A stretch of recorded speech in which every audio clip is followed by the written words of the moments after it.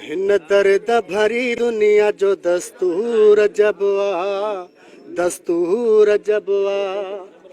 को माण्हू मगरूर को मजबूर वो लगवा। हिन दर्द भरी दुनिया जो दस्तूर जबवा, दस्तूर जबवा।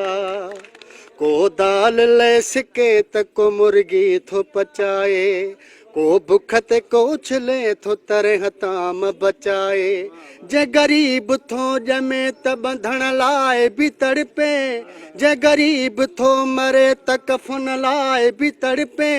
बेक्यास अमीरन में रुगो आहे वॾाई, ॿिया केतिरा फज़ूल कनि था ख़र्च अजाई।